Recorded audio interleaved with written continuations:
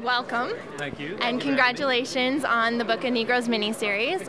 What attracted you to this project? Well, obviously, a lot of things attracted me to it. The scripts were the first thing. You know, I read the first episode months and months before we started shooting and before I knew if I was going to be doing it.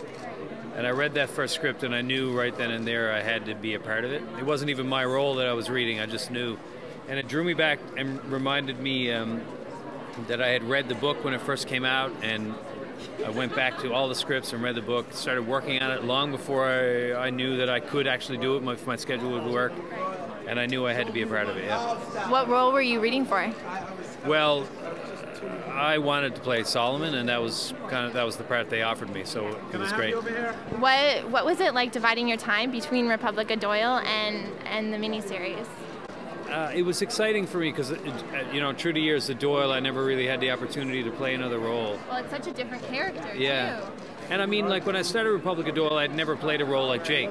Right. And sort of every role that I take on, I try to sort of find something that's extreme, that there's extreme contrasts in some way or another. I'm not really interested in finding like a niche and then just going with it. Well, it's more fun that way too, right? Yeah, and that's my experience like doing theater, and it's always been that way. So this was the perfect challenge, and working with Clement was something I always wanted to do. So you can knock that off your bucket list. Yeah, now. That's right. Yeah.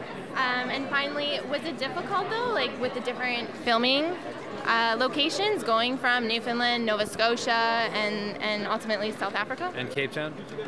Well, that's one of the benefits of my job. You know, we get to travel and do exotic things and go to exotic places, and working in Cape Town for 2 months was certainly not a bad thing, particularly when it was January, February, when everybody else in this country was on fire with coldness. And we're all like wanting to get away from the cold and be in your position. And I'm on another set where I'm not a producer. I'm not worrying about the time or the day or what our budget is. I'm just there to act, and it was a real treat. And they treated me really well, and to work with this cast and this crew was a real opportunity.